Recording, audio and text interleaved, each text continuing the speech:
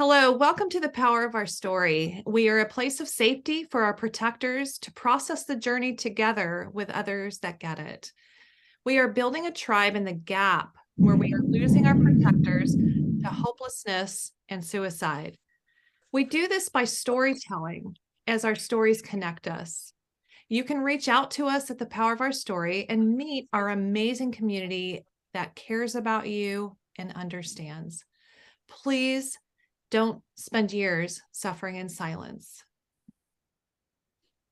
And then Bobby? Yes. Hi, Sarah. Hello, everybody. This is important to me tonight because Mike Zummer connected with me well over a year ago when we saw my story, I guess, on LinkedIn, and then we both were friends with another ex-FBI agent named Jane Turner from Whistleblower Network News. So Mike, within the year that we met, he if it wasn't for Mike Zummer, I would not be able to retire. This guy connected me with another FBI agent who educated me on the process and what to do. And I owe everything to Mike Zummer because I was able to successfully retire. And we shared our stories together. We shared information together, legal strategies, and I trusted him with everything. And the only thing I wanted back from him was to read my case and tell me the truth. And he did. And it helped me a hell of a lot. So I'm hoping that I can, pay it back and help Mike in any way I can. We became great friends. We met a couple of times already. It's a great friendship, and I'm honored and proud to know him. So in my eyes, Mike Zummer is a hero, and he's a patriot, and he's a truth teller. And he was an FBI agent who, in New Orleans, working a case, and he exposed corruption and sex crimes, but it was the corrupt government that went against Mike and attempted to destroy him. And it's Mike today standing up and going against them and battling through the courts to bring out the truth. So, Mike, we all read your bio. We put it out there on LinkedIn, and I think everybody knows. So if you want to start and tell part of your story to everybody, I think we really like to hear it. I'm honored and obviously humbled by what you said. It's kind of I feel like I'm gonna have to start lying, to kind of live up to what you're saying about me. So, but anyway, yeah, my name is Mike Zummer. So as Bobby said, I was an FBI agent. Before that, probably what's also relevant, I think, particularly to this group, is I was in the Marine Corps. That's actually, basically my background is I went to the Marine Corps. There wasn't anything going on in the 90s, so I got out and went into the FBI. Then went to law school, and then went to Iraq. So with the Marines, and that was actually a big part of my background. Is I was in charge of the Iraqi security forces in Al-Anbar province, which basically I oversaw them getting killed.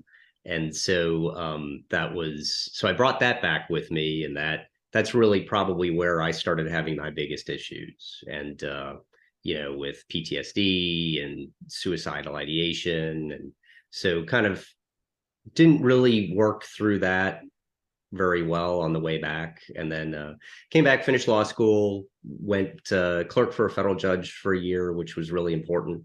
And then for me, and then went back to the FBI. It was kind of, probably my lesson from Iraq was that I saw people basically being left to swing in the wind and not having the support we needed to get the job done. And in my case, it was particularly the Iraqi security forces, just because that was who I was in charge of. But the Marines I served with as well, we didn't have the numbers that we needed. And we weren't getting, there really at the time wasn't going to be any change to that. So I thought, forget this lawyer thing. I'll just go back to the FBI. And I was working corruption in Louisiana, which y'all may have heard. There's a little bit of corruption down here. So very busy. And one Friday night, I was at my desk, and Friday night, like 5:15, 5:30, which, was kind of working corruption. You kind of, you didn't leave early on Fridays or whatever. My supervisor comes out and says, "Hey, can anybody take a case in St. Charles Parish?" And I never learned the lesson, never again volunteer yourself. So yeah, I mean, I raised my hand, just kind of like, well, I can handle this, right? And that is the most casual decision I have ever made in my life that has changed my life so much. Probably actually more than a lot more serious decisions that I made, that I had time to think about. So it was, the story was that this district attorney in St. Charles Parish, and to kind of give you an idea, St. Charles is just west of the second parish west of New Orleans, just west of the airport. And it's kind of, it's split by the Mississippi River. It's got bayous, it's got sugarcane fields, but it's got, a couple oil refineries, nuclear power plant, and then a lot of suburban areas, people commute in. So it's a very kind of mixed area, beautiful, beautiful parts of the parish, but it's this DA out there, Harry Morrell, had been the elected district attorney, I think, since 1978, and this was 2009. And he had asked a young lady to go play with him at his camp in Mississippi, and about an hour and a half drive away or something like that. And she called the sheriff's office called us. Fortunately, we had just a fantastic sheriff's office. In fact, the sheriff is currently the president of the National Sheriff's Association, so very, stand-up guy. And there had been a previous report about 8 years earlier that, they hadn't developed enough evidence or done something similar.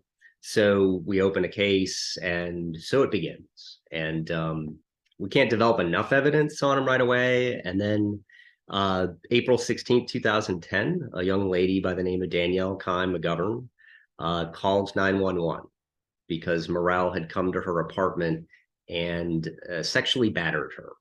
He grabbed her, asked her for sex, offered to handle a DWI, driving while intoxicated, that she had pending.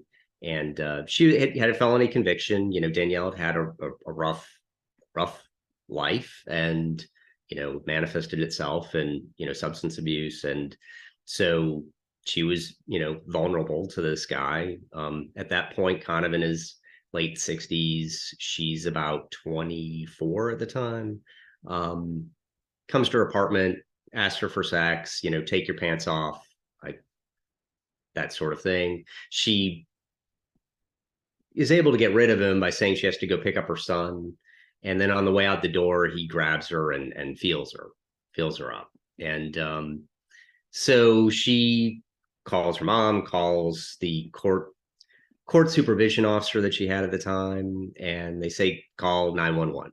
And so she calls 911 on him. And it was another Friday, and I was at my supervisor's house, which wasn't far away from the field office, having a glass of wine. I don't want to sound too snooty or anything, instead of beer, but it was just anyway. But that's just what they had anyway. So yeah, so it was the sheriff's office. So I go out that night and interview her, and it was clear to me she was telling the truth, and it was also very clear that she didn't think that anybody would believe her.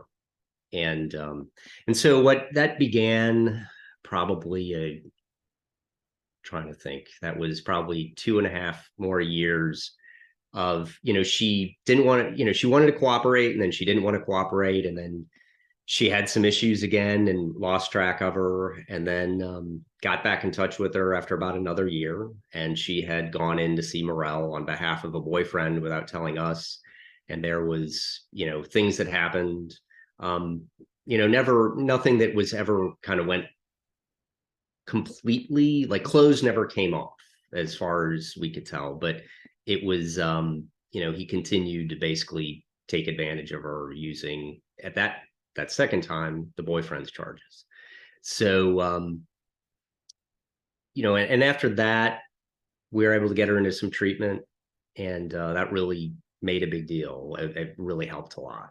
And so she wired up on him after that for about 13 months, and we were able to get him on tape asking her for sexual favors. Actually got him on video with her in her apartment that we gotten for her at the time. And the best way we can compare it to Jabba the Hutt and Princess Leia is kind of the way we put it. It had that sort of, not to put it in crude terms, but it was, and it was just, he was pawing at her and, come kiss me, and then what at the time he was offering to falsify records for her. She owed community service in another parish, and basically got him, said, I want to see the papers first. And he said, you can't have them, right off, can't give them to you right away. And then he's like, well, I just want to know that I'm going to be okay. And then we'll, and she didn't describe what they were going to do, but it was obviously very clear by what he was asking for. And then he said, whatever you want. And then got up and said, I got to stay away from you until I got the papers. Which, one of the hardest parts about working this kind of case is getting the quid pro quo, the this for that, to charge him with bribery, which is really what we were looking at. And we're having a hard time with the U.S. Attorney's Office, which, every investigator is always having a hard time with the prosecutor. It's pretty normal, but we couldn't have her pay the bribe for this guy. So obviously couldn't have her go through with it. So we had to get as close to the line as we could. And that it was she just did a fantastic job. And it was, and you talk about a hero, and it's sort of like the way I say, she was as brave as anyone I was ever with in Iraq. She just this guy had assaulted her. He was the most powerful man she could think of. And here she went through all this. In fact, before the meeting with him in the apartment, she actually, as he was pulling up, because I was listening on live on a transmitter in case something happened and we had to run in there, she just kind of, her voice was breaking down. She started crying at one point, and then voice is breaking down as she says, oh God, he's here. And but she just got it all together and just performed beautifully. So continued. We got some more. He falsified the records for her. He tried to basically take advantage of her in his office when he gave her the records. And then afterwards, we set him up. We, in a perfectly legal, non-entrapment sort of manner. And basically where she had evidence of this original meeting with the boyfriend, when she had gone on the boyfriend's behalf, when she hadn't been cooperating with us, which was a camera memory card that would showed their cars at the courthouse and another building, another office, satellite office, the DA's office had on July 4th, when nobody else would be there, which was the day she went in to ask him for help, and when he tried to basically hit on her. So she went in with a copy of that, and he told her to destroy it, and then told her to lie to the FBI if they ever came and talked to her about it. So we had him on the sexual bribery. We had him on the falsification of the records, which we could charge him with some kind of fraud. And then we had him on the 2 counts of obstruction. And we were going to go overt. We did. We went and actually searched his office. And shortly thereafter, unfortunately, I was starting to look for new witnesses. And then it was exactly 10 years ago today, February 9th, 2013, she died of a drug overdose. And so that was kind of where the Iraq experience came back in. And the best thing I can say is sheriff called me to let me know. And, the fetal position on the floor, crying your eyes out. And it just, yeah, because I'd basically been her caregiver for a long time. When you're working in what maybe a lot of people here understand, but a lot of people outside law enforcement don't really know, that you're really taking care of these sources and making sure that they're and these witnesses and trying to do the best you can to help them, because what they're going through is exceedingly difficult, and it's and they're not necessarily trained for it, and they don't. I don't know that we give our undercover agents all that much support, but it's still it's essentially the same issue, and I just blamed myself for her death. It was it turned out it was her then boyfriend at the time who had wanted to do drugs with her and overdosed. And fortunately, the sheriff's office was with us 100%. I mean, really, it had been just a joint partner in the investigation, and so they made sure that there was because obviously there was concern that the DA, or now by this point he had resigned, Morrell, so now former DA had something to do with it, and that's really when things went south with the U.S. Attorney's Office. I hate to turn to that, but it was.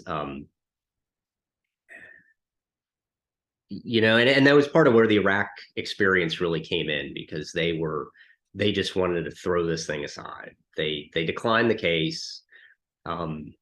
They basically fell over themselves to decline the case. And the thing that made absolutely no sense is that we weren't asking them to prosecute the case, on what we had alone. We just wanted to look for more victims.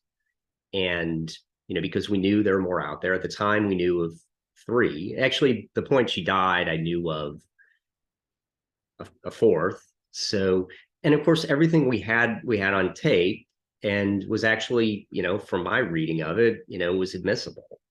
And so it didn't really, change the case. I mean, it changed the case, obviously, but we still had the evidence, and we still had the opportunity to find more.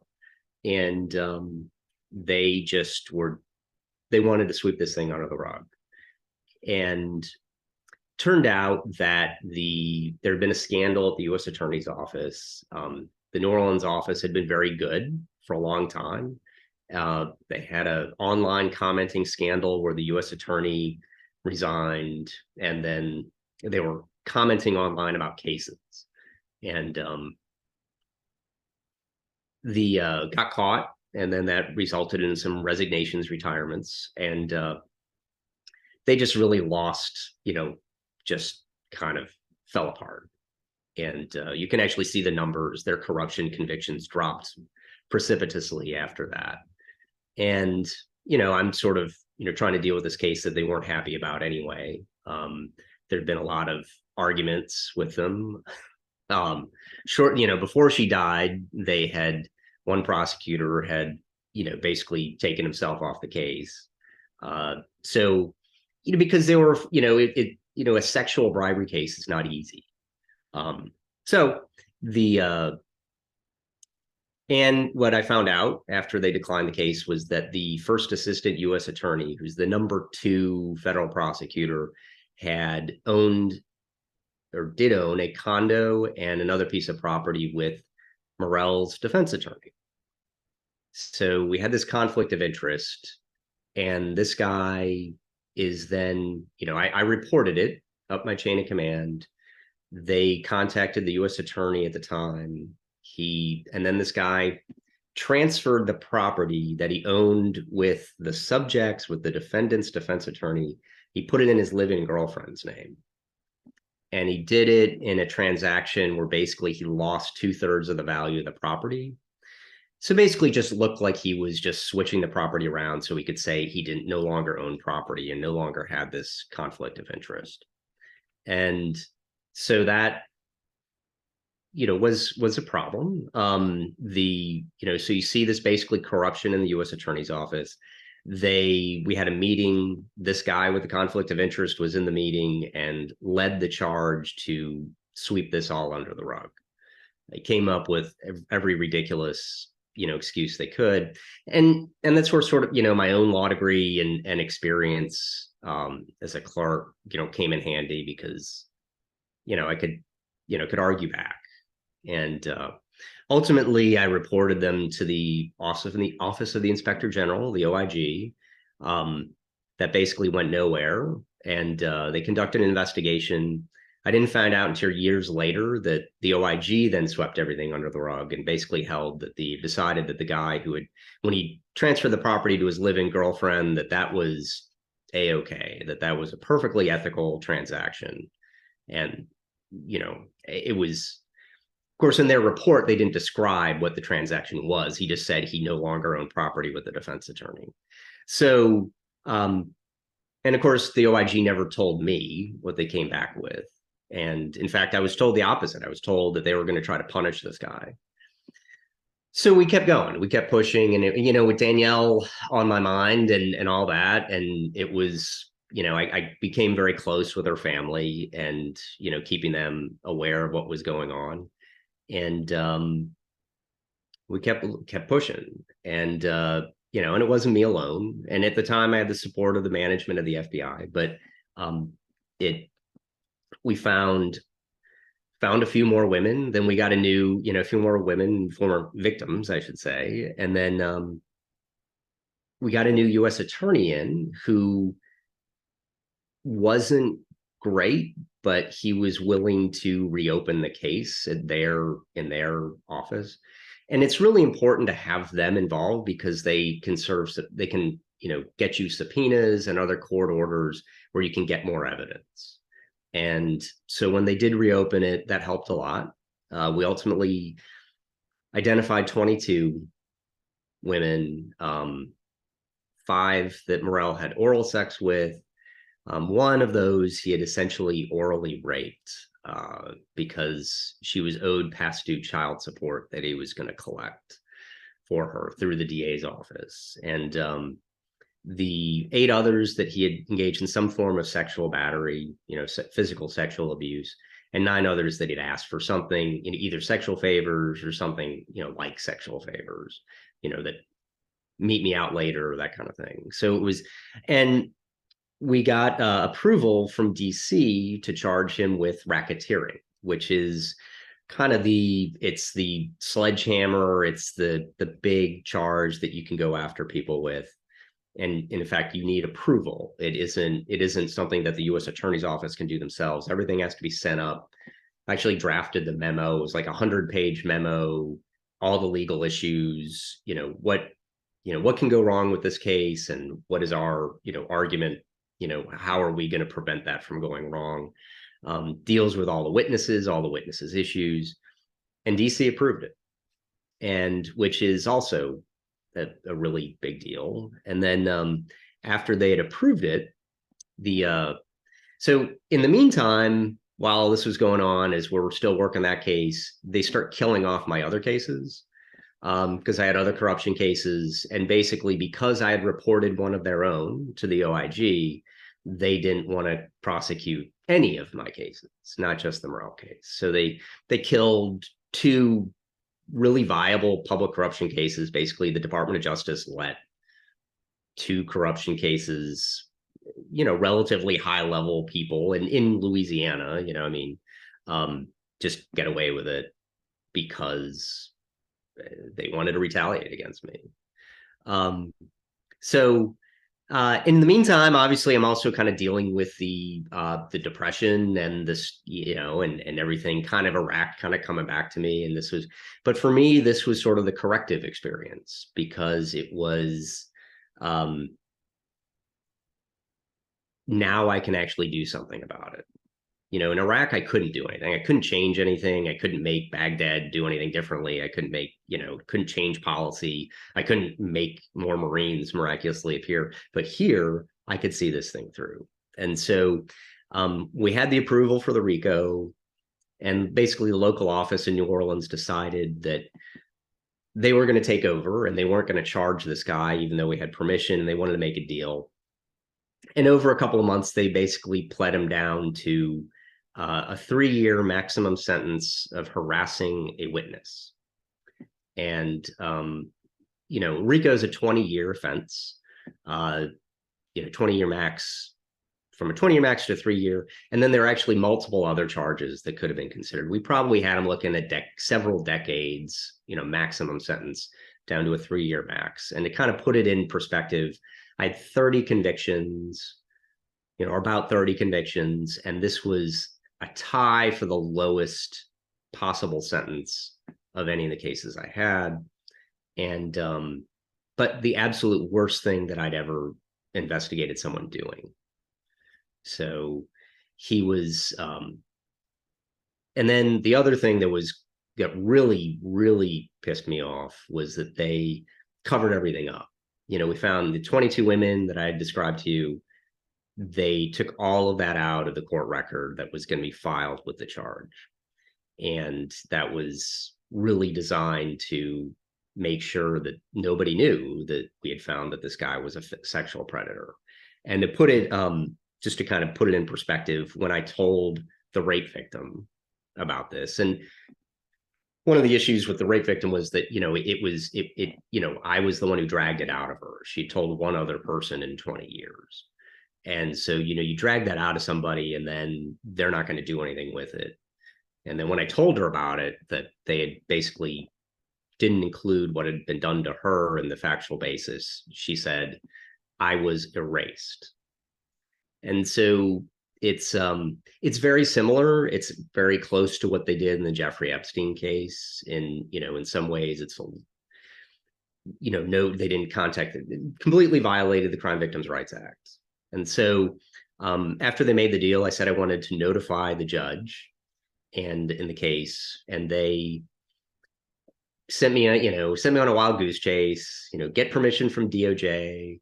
And this is where FBI management, they had been supportive, and this is where they closed ranks with the Department of Justice, which is just kind of their MO. They're always going to end up going along with DOJ. And so they tried to stop me. And then I sent it to, I don't know if y'all, pre-publication review, which is if you're going to do something as a private citizen to release information that you obtained as an FBI agent, and the same, any federal agency probably has a similar issue. It's anybody with a security clearance technically has to go through this. And so I sent it for review, and they claimed that, oh, no, we can't review this because this is in the course of your official duties. And it was, well, it's not. I don't have the authority to do this, to send this to a judge. You guys haven't given me permission, even though I've asked for it. So therefore, I'm doing this as a private citizen. And then they just ignored that. And it was their way. Sorry for getting too lawyerly, but but that basically was violated the First Amendment at that point. And so that was like, all right, I gotcha. I'm going to send it anyway. And one of the reasons I wanted to send it to this judge in particular is because he'd ordered an investigation into prosecutorial misconduct in another case, one of the post-Hurricane Katrina cases against NOPD officers. So they, as a veteran, there was very little, I had certain appeal rights if they'd taken disciplinary action against me. And so most FBI employees have basically no real civil service protections that the rest of the federal government has. They don't have the same, like every other federal law enforcement agency has. So, but as a veteran, I do. I have the same protections. So the way to get around that was they suspended my security clearance. And even though I didn't have any need to access classified material, I was working public corruption in Louisiana. So I wasn't working Chinese spies or Russians or Al Qaeda, and never accessed classified material. And the letter I sent to the judge was unclassified, and it was to a federal judge. It wasn't to the New York Times or New York Post or anybody else. So they, but that way they were able to suspend me indefinitely without pay while I was not allowed to work without their permission. And it's basically just their way to starve you out. In fact, I was offered a job. They denied me permission to take a job, even though they weren't paying me. And it's just this abuse of, a couple of different constitutional issues here. So I filed suit, and I knew I was going to file suit pretty early on. They did offer me, I mean, so this is where, like, Iraq and Danielle and the rape victim and all of that and the other 22 women, it was, this is where you're not going to get me this time, right? It's, that I saw people swing in the wind in Iraq, and I saw what you did to these women, and I'm not going to give up on this one. So, because the OIG offered me, hey, will you take a transfer? No, we'll give you your security clearance back if you'll take a transfer, which is essentially an admission that the entire security clearance process was just a lie. And so I said no. I filed suit, and I've been, and that was in 2017. It was, so I lost at the district court. They dismissed the case, saying basically we can't review a security clearance matter, or we can't review a federal employment matter, even though there's no means of review through the civil service mechanisms. And so basically they figured out a way to undo Marbury versus Madison, right? Where there's no judicial review of a constitutional question. And so I appealed it to the Fifth Circuit, which is Court of Appeals in New Orleans, covers Texas, Mississippi, and Louisiana. And they and that's where I clerked. I clerked for a judge there. And so I did the oral argument myself last January, and thought it was going well, and then just lost there too. I kind of think that the Fifth Circuit judges want the Supreme Court to take the case to try to settle the issue. If I've got nothing to base that on, it's out of character for these three judges. But of course, if you go, the Supreme Court takes very few cases. It's about 3 to 4% of petitions for review that they grant. So I filed my petition in November, and the government is responding tomorrow, in fact. So it's so tomorrow they will respond, and then I'll have 2 weeks to reply, and then the court should decide whether or not they're going to take the case, not decide the merits, but whether they'll even look at it in March. So that's so, and then in the meantime, I've gotten involved in nonprofit groups and all, and started my own to focus on basically legal issues like these with the FBI. So I've started representing other FBI employees and a lot of FOIA, Freedom of Information Act work. So I filed 4 FOIA lawsuits so far against them. So I'm just starting to try to just drag everything out of them that I can, because it's just so much fun. And it's but it's also, it's really, sometimes in a lot of ways, it's the best therapy, but it's, but yes, and I have been going to a therapist for the last 15 years. I saw him this morning too. So everybody's coming today, it's for tomorrow, but that's, I don't know if I think that's about it, but. Mike, it's an amazing story. I mean, I don't know what to say. I mean, what you did, and staying in the fight and keep going, and you're doing it by yourself, and you're a smart guy. I mean, I give you so much credit, and to go up against them, like, it's amazing, and people don't get it when they they gang up on you and they come at you at all different angles, and it destroys you. I mean, like, they're just, they're scumbags. I mean, they try to kill you financially so you physically and mentally kill yourself, and they take it all away from you. But you stuck with it, and then you're helping other people. I mean, what you did for me is amazing, and I'll do anything for you. And oh, well, now you're screwed. Now that's it. No, I'm just kidding. It's no, I really appreciate it, and again, it's very hard to take that, but thank you. But it is no, I mean, part of it, look, I'm just lucky, right? I mean, I can, all those, Marine never gives up. You finish your mission, you accomplish your mission, or you die trying. So that's the second part is not a good one to take to heart, obviously, from a mental health perspective. But but yeah, you just kind of keep going. You go as far as you can, and I am able to go far right now. So we'll see. And it is almost over, for good or bad. And then now I'll keep working the other stuff instead, hopefully. Well, every Marine needs a Navy guy, so Absolutely. I got you. I mean, come on now, you're opening yourself. No, come on. You're gonna drive me around anyway.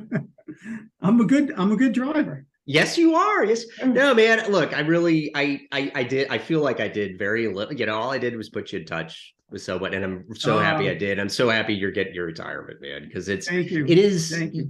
It is about having these connections and the networks, and you can't always help, right? I mean, there's unfortunately a lot of people that I talk to that I can't do anything for, and that's what's difficult. But but we just try to do what you can. So Mike, I know some people have some questions. Are you okay with taking some questions? Oh, sure.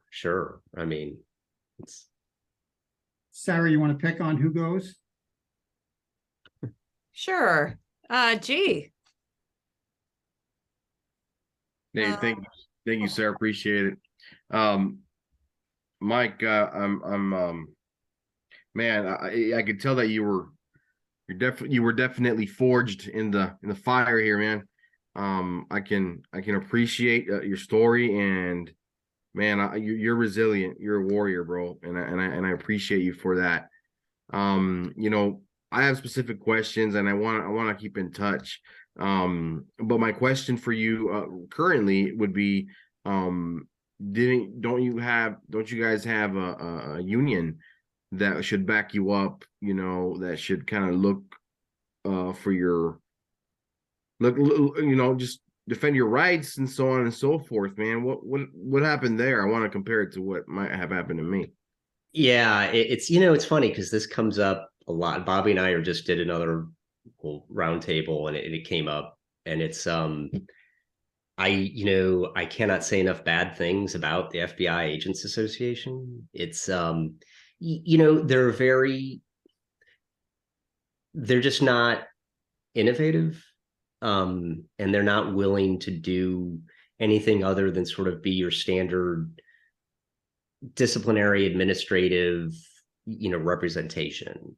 And that's when I called them up, the first thing they did to me before they suspended my clearance is they made me sit by myself in a nurse's office. That was they did the play kindergarten kind of thing. Wow. And try to demean you and whatever. And I called the Agents Association lawyer, and it's like she'd never heard of the First Amendment. It was, they're not.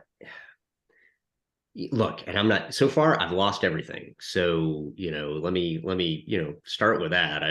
So I haven't won in court to really say, but it's, they really don't look at the legal issues and try to push these issues. And I think the last thing they want to do is try to take a constitutional issue to court. And I don't really understand it. Yeah. But yeah, I don't know. Yeah. What was yours like? Did you have a good union experience, or? No, it's exactly that. And I mean, I obviously there's recording going on, so I can't say more. Yep, gotcha.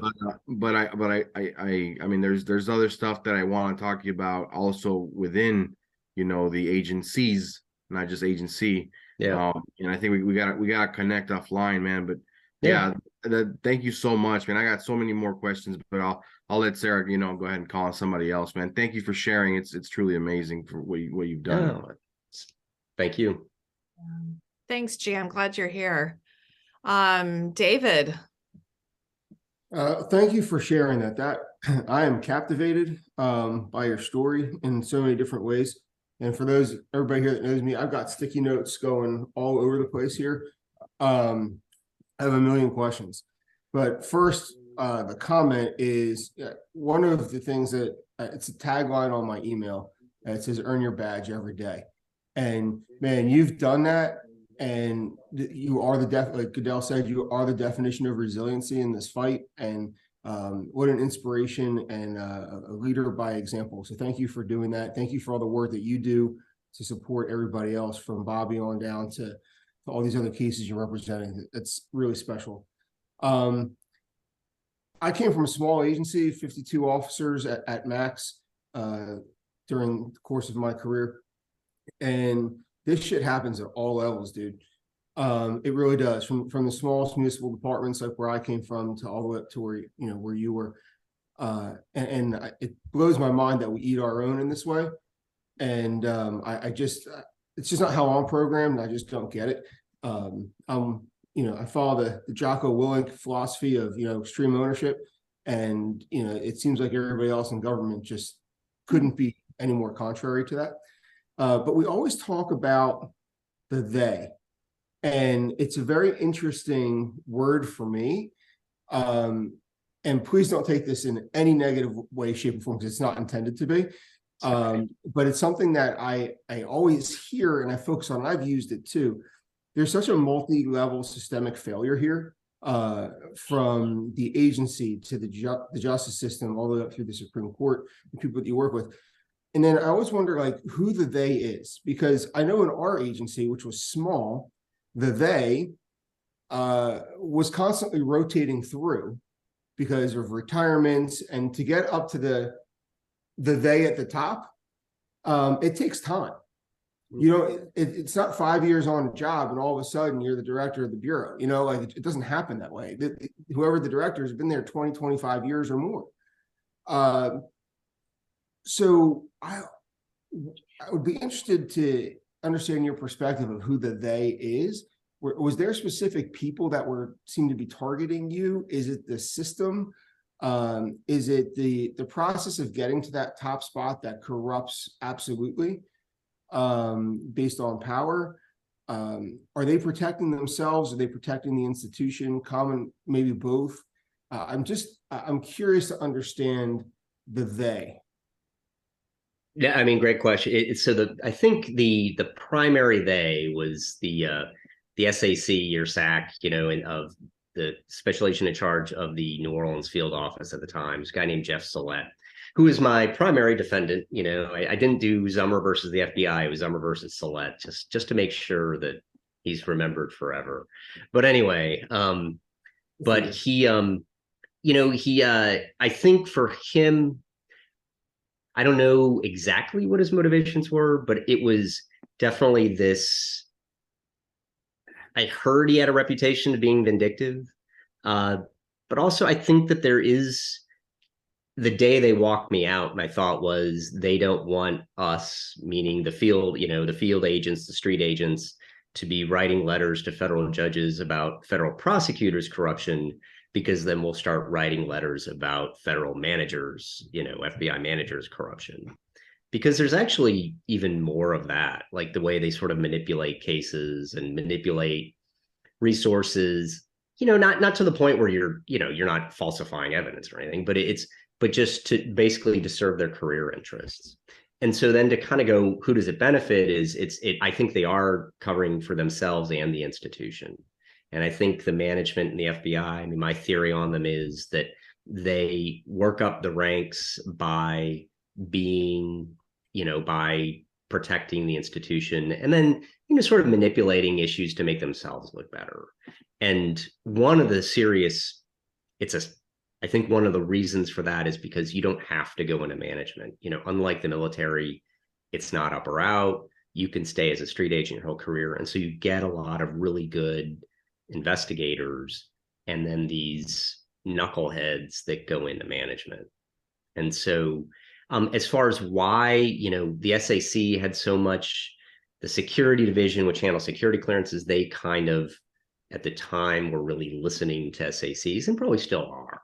That's they see themselves as kind of doing the SAC's bidding. Interestingly, though, the FBI's inspection division, who's basically internal affairs, they considered me a whistleblower. I didn't find this out until, a couple of years later, but they had tried to bring them in, and they said, we're not going to touch it because we think he's a whistleblower.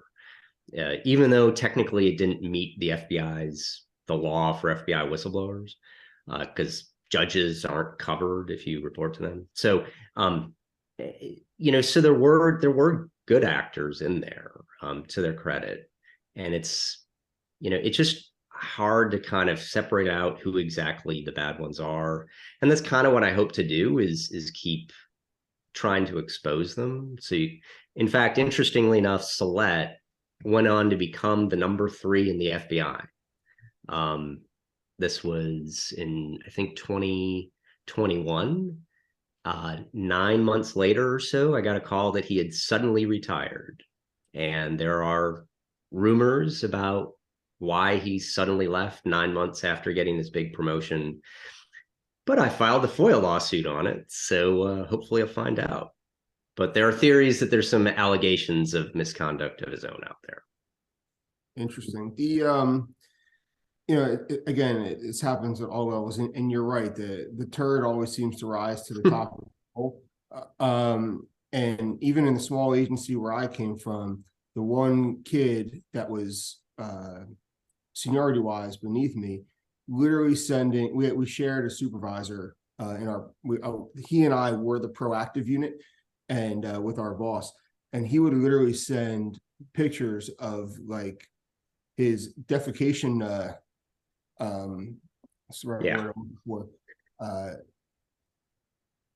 I don't know, material, if whatever. he had a good one, he would take a picture of it and send it to the boss. And that's how disgusting this kid was. But now he's the number 2 in the agency. And how does that, I don't know, it's crazy when you said that, they always do go up. And do you see the culture being able to be changed, and how does that happen? You have the Scheller case, you have that other kid, the younger kid that was the whistleblower as well. I forget his name. It seems like these things are burping up more and more. And at what point, what's the breaking point where the culture is going to change? Yeah, I think it can, because I do think that the vast majority of work that is being done is good and decent work. And I think, unfortunately, these other issues have kind of come up, and it's become political. It's become partisan, and then there's, it's really, at that point, it's really hard to get the facts. And so, but that's why I think it's so important to compel them legally. And and I think just continue to expose them. And if nothing else, and, Bobby will obviously, probably tell me that the current whistleblower protections for federal law enforcement are inadequate. But, at least having the FBI in an equal footing. But it's not just the whistleblower protections. You really have to the other means of transparency are really important too. And so and I don't know, hopefully, I hope I'm not like that, the crazy old guy that, is kind of sitting there, doing is constantly filing complaints against him and whatever. It's kind of, that maybe that's what I'm becoming, but I do think it's important to be dedicated to them, because they need special attention. Well, thank you for sharing. Thank you for being here. If you find yourself in New Jersey, I'll take you out fist pumping at the Jersey Shore, grab some cheap beer and some large slices of pizza. Awesome. I'm on it. Don't ever hesitate to reach out, my friend. Yeah, absolutely. My pleasure. Thanks, David. Chris or Natalie? Hey, Mike, I just wanted to thank you for sharing your story. I don't have a question, but I do have a couple of comments. I wanted to just mention that when David stood up to Goliath, the people who were around turned on David, even though he was defending them. And David did take Goliath down with one stone and a slingshot, and then he killed him with his own sword. So don't give up. Keep fighting. It's important that you do. And I just wanted to also say, on behalf of all the women that you stood up for in this case, thank you for your resolve in seeing that they aren't erased, because that's also important work. So thank you. No, thank you. It's no problem. I got a question too for you. Chris, yeah. Nice to meet you, by the way, and thank you for everything you did. I'm not sure if I caught this. I didn't read the bio. My apologies. We got a little bit of a late start. Are you still with them, or are you retired now? So no, I was officially fired. Yeah, it was May of 2020. That's when the district court dismissed the case, the lawsuit against him. That's when they, the coast was clear, and that's when they completely revoked my security clearance, and it led to my dismissal. So it's which is, so I got fired for sending a letter to a judge. Yeah, that sounds kind of familiar to almost my situation too, but Yeah. I think this is just my opinion. I think everybody will probably agree that I know that with my agency, it seemed like the more negative ticks you had against other people got you promoted faster. You know what I mean? So Yeah. I know like my former sergeant, him and I toward the end of my career were button heads. Now he's a lieutenant, and I think that he had that tick mark on his resume that said, yeah, I kind of screwed this kid over, and okay, now we're going to promote you, and Yeah. I think that combined with a huge lack of accountability is the basis of the problem. I mean, I know David mentioned it earlier that, we're promoting people that have no business being promoted, and with my agency, very much like probably the rest of these guys, they're promoting test takers, not leaders. And it's aggravating, so that's kind of my rant, but I got a lot more to talk about, but I'll save it for somebody else. No, I hear you. That's In our points. place, the promotions came from the people that were good at plumbing, electric, and deck building. Well, at least they have skills. Exactly. They couldn't be a cop worth of shit, but they could build a deck like nobody's business. That sounds familiar. Thank you. Okay, Chaplain Todd.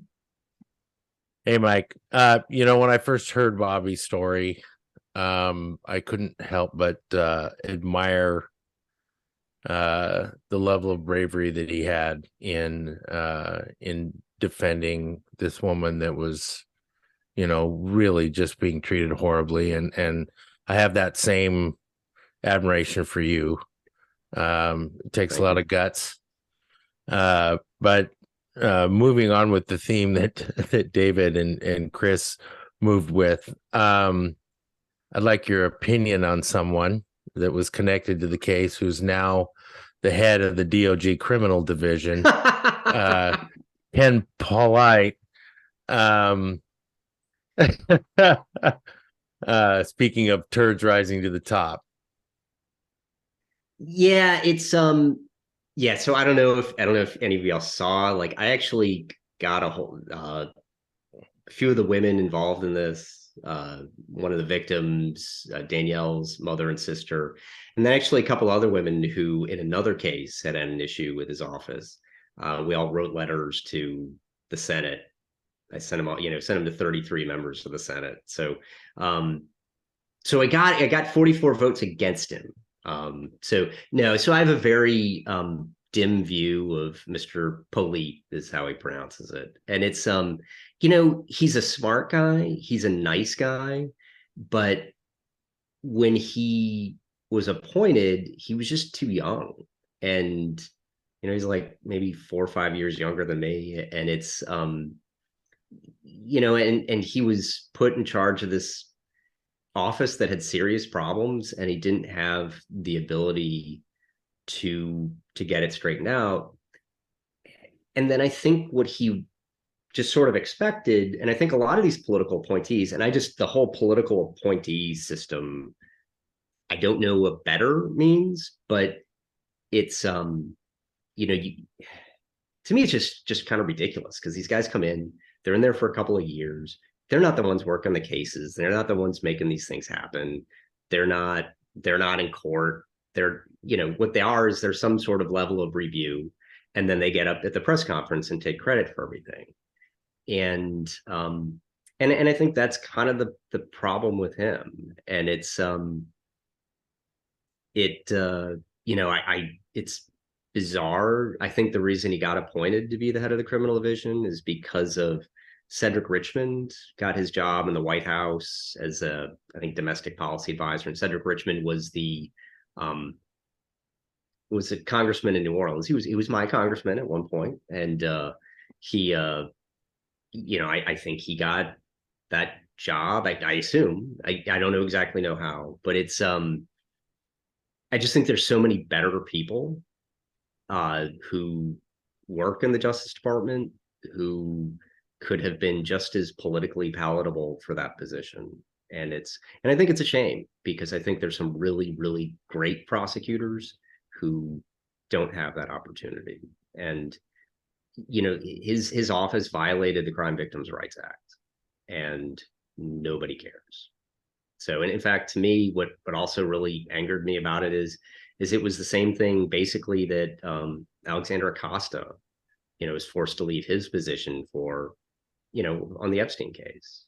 And it's, Jeffrey Epstein's a billionaire, so I mean, he's infamous and all that. So so that was, but essentially the offices can engage in the same misconduct, and Acosta's forced to resign, and Polite gets promoted. Yeah, with political appointments, I think the single word that comes to mind for me is incestuous. Yeah, and it's really, because there are, as I was leaving, in fact, when they what they did is, one of the things that they try to do to try to buy me off is they brought me on in this case against a DEA agent, actually, who had done some really terrible things. And they had just this fantastic prosecutor, and who was on the case. And it was just such a completely different experience. Not completely. I'd had a couple of other really good prosecutors in the New Orleans office, but this one, she was from outside, and because the local office couldn't work the case against the DEA agent whose cases they prosecuted for many years, and they were kind of worried we're tainted. And she was just, a fantastic person, fantastic prosecutor. And I was like, why isn't somebody promoting her? And in fact, actually, when they took me off the case, she called me, and she was just like, I'm so sad that you're on, I mean, just, anyway, it's a shame. Thank you. Paul?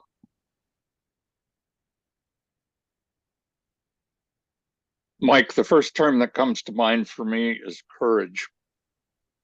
And you probably got that in the Marine Corps. Maybe. I don't Probably. know. No, definitely. I mean, yeah, absolutely. You don't have a choice. Well, that's true too. But the fact is that you have persisted on behalf of people that had no skin in the game. They were victims, and you continued to persist, and that takes courage. And the elements and the things that you had to go through to that point, it required courage. But to your issue of promotion, political promotions, the chief of my department refused to allow anybody outside the department to have any influence whatsoever on who got promoted. And the result was that competent people who got meritorious promotions because of their performance, not their attendance. And a lot of people don't understand that distinction, but I'm sure you do. But I think when they decided you didn't have any First Amendment rights, that was probably the axe that fell on the whole thing. And I just have to say that number one, I appreciate you sharing your story, and number two, I admire you for what you have done, and that means the world to me. So thank you. No, thank you, Paul. I'm humbled. No. Thanks, Paul. So Bobby, I'm going to make a comment and then I'll just hand it over to you. I think I'm the last person that is going to comment or question, unless there anybody else. Well, first of all, Mike, There's so much that I don't understand in this arena because this is not my arena that's familiar. But I do know honesty when I see it. I do know, when somebody is willing to stand up for what's right. I do feel like this is a time with I would say at this point, hundreds of stories that I've heard. There does seem like this is a time where we don't value accountability in leadership in this country.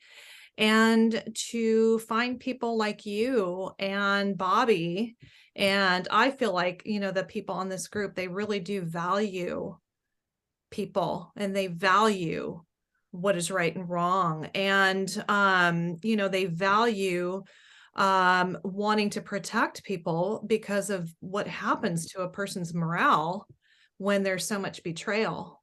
And so I think the strength that you show, the courage that you show, the steadfastness for justice, it's heartwarming, it's refreshing. I just want to thank you for that. And it's nice to know that there's people like you holding that line, that it's going to push back and that is going to show that people are being devastated by people who don't care and who are just looking out for themselves. So I just want to thank you so much. And Bobby too. And honestly, the rest of you too. This is why I love you all, because you are who you are. And so, Mike, thank you so much for being on. And Bobby, thank you for inviting Mike. Yeah, thank you. Thank you. Thanks, honored. Aaron. And this meeting you and meeting everybody here just has been the greatest thing for me, and even for Roseanne and Mike and Roseanne have met, and it's been great. I just hope that we can include Mike now on this group. I think it would help everybody. And Mike, I'm sorry. I did not know you were in such a bad place like New Jersey.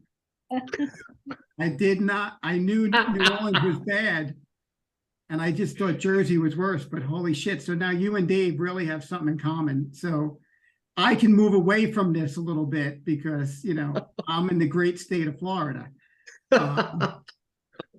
But, just throw some gel in your hair, Mike, and you can go to Jersey. And you'll be on Jersey Shore. Sneak it back, you'll be good. Yeah. I don't know. It's kind of Bobby. It's always easier to ask for forgiveness than it is permission, right? That's where you're going here.